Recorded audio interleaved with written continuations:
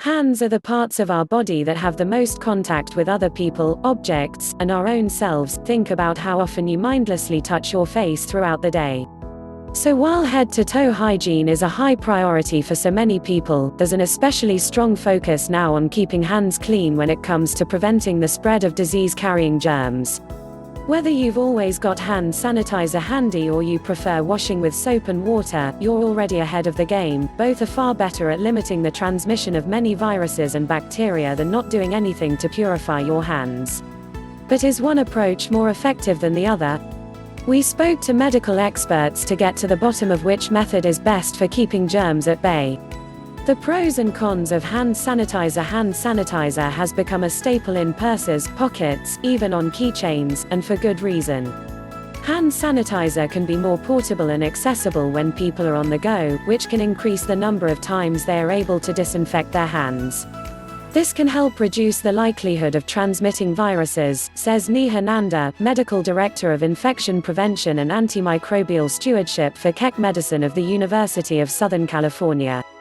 Niket Sonpal, a New York-based internist, gastroenterologist, and adjunct professor at Touro College, agrees that it can often be the most convenient option. The benefit of hand sanitizer is the ability to combat germs when water and soap are not immediately available. Sonpal adds that hand sanitizers are effective at neutralizing many microbes, viruses, and bacteria, but not all. Hand sanitizers are active against all types of viruses except norovirus, which causes a certain type of diarrhea, explains Linda Anagawa, a Hawaii-based internist with Plush Care.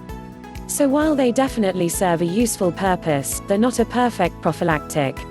Sanitizers also don't protect against some types of bacteria, including one called C. difficile, which causes diarrhea from antibiotic overuse.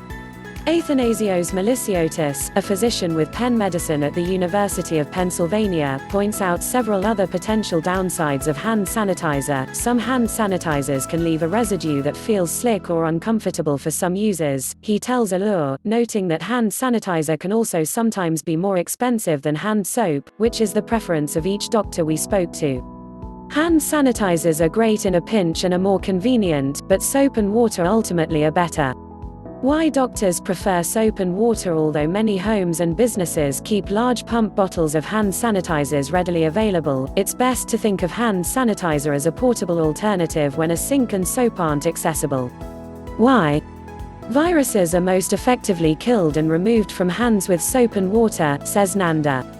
The consensus between the CDC and medical professionals alike is that the gold standard for maintaining hand hygiene is proper and consistent washing of the hands, Sonpal tells Allure. That's because soap and water are simply more thorough. Hand sanitizer may kill viruses and certain bacteria, but it does not clean your hands like soap and water do, Maliciotis says. Sanitizer doesn't remove actual dirt and debris. Soap kills germs, binds them, and helps physically remove them, with the water, off your skin and down the drain. It may seem like using an antibacterial soap would be the best of both worlds, and while it's not a bad idea, the jury is still out on whether or not it's superior to regular soap. Most soaps are sufficient. If you want to go the extra mile with antibacterial soaps you can, but according to the CDC, studies have shown that there is no added benefit to using antibacterial soap over regular soap, Sonpal says. What to look for in a hand sanitizer when soap and water aren't available? If your only option is hand sanitizer, make sure the one you're carrying is actually up to par. That means checking the ingredients. When water and soap are not immediately available, hand sanitizers with upwards of 60% alcohol are good second alternatives, Sonpal says. Anagawa concurs, noting that the FDA recommends consumers look for up to 95% ethanol or isopropanol.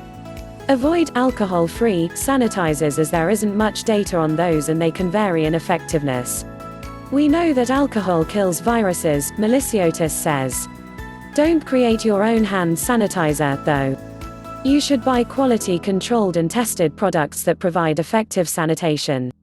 Michael Chang, an infectious disease specialist with UT Health at the University of Texas in Houston, says there are some hand sanitizers with an ingredient called benzalkonium chloride, which has been shown to reduce bacteria and viruses, but not as much as alcohol-based sanitizers.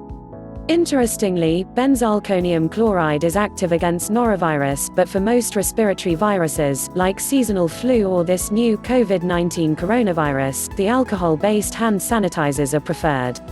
Another reason to stick to alcohol-based hand sanitizers, since the alcohol in the sanitizer serves as a preservative, it's less likely to be contaminated than alcohol-free sanitizers, Chang tells Allure, noting that the World Health Organization (WHO) classifies alcohol-based hand sanitizers as an essential medicine.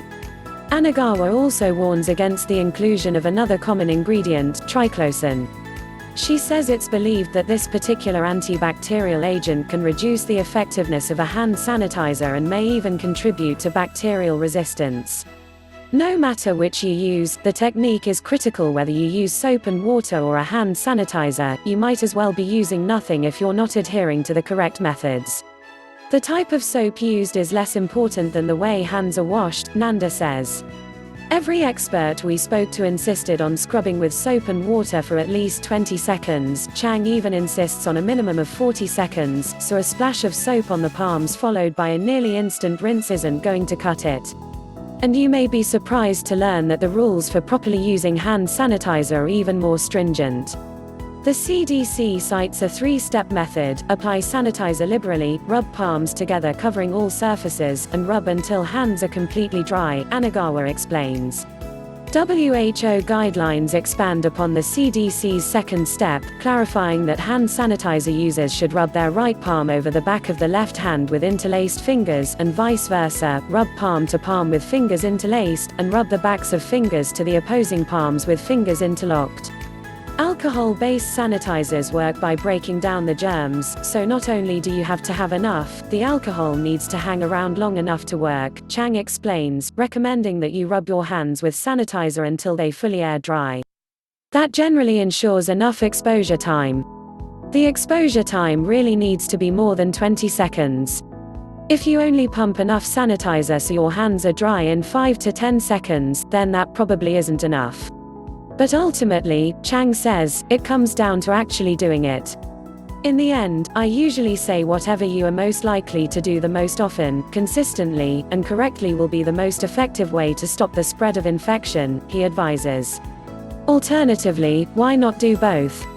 If you like our video, please like or subscribe our YouTube channel.